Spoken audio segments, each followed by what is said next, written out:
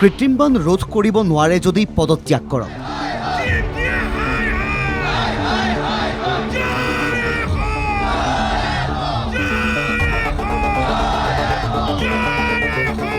পৰিকল্পনা যদি নাই কিয় লাগে মন্ত্ৰী বিধায়ক?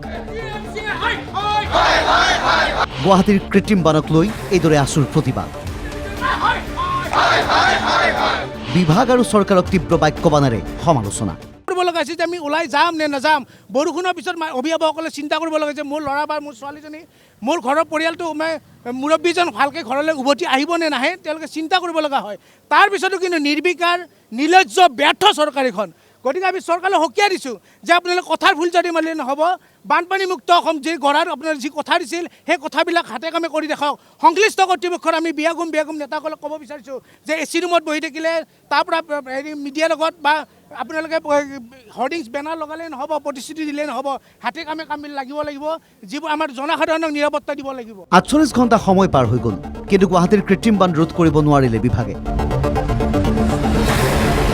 আজিও গুৱাহাটীৰ বহু স্থানত অপৰিৱৰ্তিত বান পৰিস্থিতি। এই দৃশ্য দিনৰ ১২ বজাৰ। সদৌ গুৱাহাটী ছাত্ৰ সন্থাৰ উদ্যোগত হাতে হাতে প্লে কাৰ্ড লৈ চৰকাৰ আৰু বিভাগৰ বিৰুদ্ধে সৰব হ'ল আছু।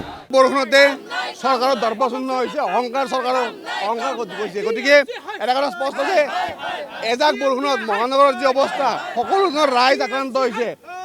ছাত্ৰ ছাত্ৰীকে আদি কৰি সাধাৰণ মানুহ সকলোৱে এই বানপানীত আক্ৰান্ত হৈছে। এটা কথা স্পষ্ট, যেতিয়ালৈকে চৰকাৰে আমাক উচিত ব্যৱস্থা গ্ৰহণ কৰি নিদিব তাৰ বিৰুদ্ধে আমাৰ আন্দোলন চলি থাকিব। আমি চৰকাৰক দাবী জনাইছোঁ যে অতি সোনকালে এই বানপানীৰ সমস্যা সমাধান কৰিব লাগে আৰু তাৰ লগে লগে ৰাইজক সকালে ব্যৱস্থা কৰিব লাগে। আছুৰ দাবী, গুৱাহাটীৰ কৃত্ৰিম বান ৰোধ কৰিব নোৱাৰা বিভাগৰ মন্ত্ৰীয়ে পদত্যাগ কৰক। যদিহে গুৱাহাটীখনত বানপানী ৰোধ কৰিব নোৱাৰে তেন্তে প্ৰয়োজন জানো আছে এনে মন্ত্ৰী বিধায়কৰ? গুৱাহাটী উন্নয়ন যি নিগম GMC বা GMDA আমি সঘনাই যোগাযোগত থাকোঁ, আমি আলোচনাত থাকোঁ বা আমি সমস্যা সম্পৰ্কে আমি অৱগত কৰাওঁ যে এজাক বৰষুণ দিয়াৰ পিছত যেতিয়া গোটেই মহানগৰীত পানীৰ সৃষ্টি হয়, যেতিয়া এখন সাগৰৰ সদৃশ হয়, তেতিয়া সেই পৰিস্থিতিত যে মানুহে গম নাপায় যে নলাটো হয়নে নহয়, কভাৰ্ড হয়নে নহয়, উন্মুক্ত হৈ আছে নেকি। গতিকে সেনেকুৱা এটা পৰিস্থিতিত মানুহৰ যেতিয়ালৈকে জীৱন যায়, সেই জীৱন যোৱা পৰিৱেশটোত চৰকাৰখনে অন্ততঃ তেওঁলোকে নিজৰ দায়িত্ব স্বীকাৰ কৰিব লাগে। গুৱাহাটীৰ কৃত্ৰিম বানৰ ফলত কেইবাগৰাকীও জীৱন হেৰুৱালে, তাৰ পিছতো একেই আছে গুৱাহাটীৰ পৰিৱেশ। আছুৰ দাবী, পৰ্যালোচনা কৰি গুৱাহাটীৰ কৃত্ৰিম বানপানীৰ সমস্যা সমাধান কৰক, অন্যথা ইয়াতকৈ ভয়ংকৰ পৰিস্থিতিৰ সন্মুখীন হ'ব বিভাগ।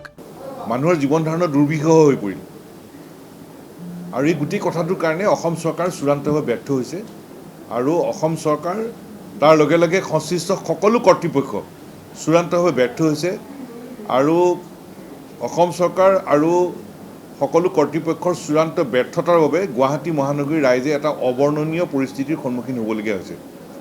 আৰু আজি সদৌ গুৱাহাটী ছাত্ৰ সন্থাই ইয়াত বিক্ষোভ প্ৰদৰ্শন কৰি ইয়াত প্ৰতিবাদ সাব্যস্ত কৰিছে, কিন্তু এইটো শেষ নহয়, এইটো আৰম্ভণিহে। আকৌ প্ৰতিবাদ চলি আছিল, প্ৰতিবাদ চলিছে আৰু প্ৰতিবাদ চলিব, কিয় আমাৰ সমস্যাটো স্থায়ী সমাধান লাগে। এতিয়া প্ৰশ্ন হয়, এইসমূহ দৃশ্য আৰু আছুৰ প্ৰতিবাদৰ পিছতো জানো কিবা সলনি হ'ব এইখন গুৱাহাটীত? নে দায়িত্ব ল'ব বুলি ভাবি সামাজিক মাধ্যমত এষাৰ বাক্য লিখিয়েই দায়িত্ব সামৰিব বিভাগে? সেয়া সময়তহে লক্ষণীয় হ'ব। ভিডিঅ' জাৰ্নেলিষ্ট হীৰকৰ সহযোগত গুৱাহাটীৰ পৰা কল্পজিৎ শইকীয়াৰ ৰিপৰ্ট, NKTV+।